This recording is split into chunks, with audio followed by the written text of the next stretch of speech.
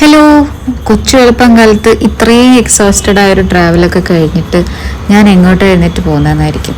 എൻ്റെ വലിയൊരു ഡ്രീമായിരുന്നു സരോജിനി മാർക്കറ്റിൽ പോകാന്നുള്ളത്. ഒരുപാട് പെൺകുട്ടികളെ പോലെ അവിടുത്തെ കളക്ഷൻസ് കാണാനും ചീപ്പായിട്ട് സാധനങ്ങൾ കിട്ടുമെന്ന് ശരിക്കും അറിയാനും എന്നൊക്കെ എനിക്കും ആഗ്രഹമുണ്ടായിരുന്നു. അങ്ങനെ ഞങ്ങൾ അവിടെ പോയി. ഒരുപാട് ഷോപ്സ് ഉണ്ട് കേട്ടോ. നമ്മളുടെ ഏറ്റവും ട്രെൻഡിങ് ആയിട്ടുള്ള ഈ ഒരു അപ് ടൗണിലുള്ള ടോപ്പൊക്കെ ഇവിടെ വളരെ ചീപ്പായിട്ടാണ് കിട്ടുന്നത്. നിങ്ങളുടെ പ്രൈസ് സ്റ്റാർട്ടിങ് ഫ്രം 50 റുപ്പീസ്. പിന്നെ ഇയറിങ്സും ആക്സസറീസും ഒക്കെ ആണെങ്കിൽ അതിലും ചീപ്പർ ഓപ്ഷൻസ് ഉണ്ട്. 20-30 റുപ്പീസിനൊക്കെ ട്രെൻഡിങ് പീസസ് നമുക്ക് കിട്ടുന്നുണ്ട്.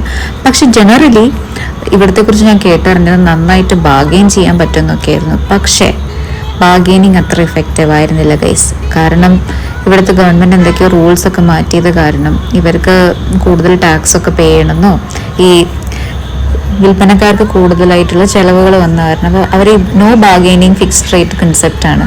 കുറേ നേരമൊക്കെ സംസാരിച്ച ചെറിയ ഡിഫറൻസസ് ഒക്കെ ഉണ്ടെങ്കിലും വലിയ മെച്ചപ്പെട്ട ഒരു ബാർഗെയിനിങ് ഇപ്പോൾ അവിടെ നടക്കുന്നില്ല.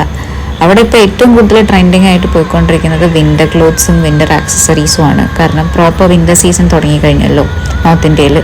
അപ്പോൾ അങ്ങനെയാണ്. പിന്നെ ജെൻസിനും അത്യാവശ്യം ഓപ്ഷൻസൊക്കെ ഞാൻ അവിടെ കണ്ടു. പിന്നെ ബേസിക് വീട്ടിലേക്കുള്ള ഡെക്കോർ ഐറ്റംസ്, ബെഡ്ഷീറ്റ്സ്, കാർപ്പറ്റ്സ്, അങ്ങനത്തെ ഓപ്ഷൻസും ഉണ്ട്. അവിടെ നിന്ന് ഇറങ്ങി പിന്നെ ഞങ്ങൾ വേഗം ഡൽഹി മെട്രോയിൽ കയറി. We had a flight to catch. അപ്പോൾ എയർപോർട്ടിലേക്ക് ഓടി പോകുന്നതാണ് നിങ്ങൾ കണ്ടുകൊണ്ടിരിക്കുന്നത്. എയർപോർട്ടിലെത്തി വേഗം സെക്യൂരിറ്റി പ്രൊസീജിയേഴ്സൊക്കെ കഴിഞ്ഞ് ഞങ്ങൾ നാട്ടിലേക്കുള്ള വണ്ടി കയറി. നല്ല ഭംഗിയുള്ള ഒരു സൺസെറ്റൊക്കെ കാണാൻ പറ്റി in the middle of the flight. ഞങ്ങൾക്ക് ഹൈദരാബാദ് എത്തി.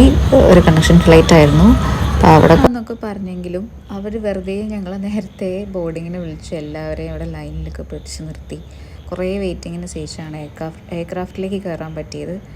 അങ്ങനെ ഫ്ലൈറ്റ് എടുത്തപ്പോൾ ഒരു സമാധാനം, വേഗം വീടെത്തുമല്ലോ എന്നുള്ള സന്തോഷം. എവിടെ പോയാലും നമുക്ക് നമ്മൾ സ്വന്തം വീട്ടിലെത്തുന്നതിൻ്റെ ഒരു സന്തോഷം അത് വേറെ തന്നെയല്ലേ. അങ്ങനെ ഫ്ലൈറ്റ് എടുത്തു.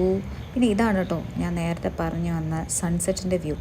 ഇത് ആക്ച്വലി വീഡിയോ ആയിട്ട് കിട്ടിയില്ല. 2 ഫോട്ടോസ് ഞാൻ അപ്പൻഡ് ചെയ്ത് ഇവിടെ ഇടുന്നുണ്ട് just for you guys to see. അങ്ങനെ രാത്രിയായപ്പോൾ കോഴിക്കോട് എത്തി. സന്തോഷമായി.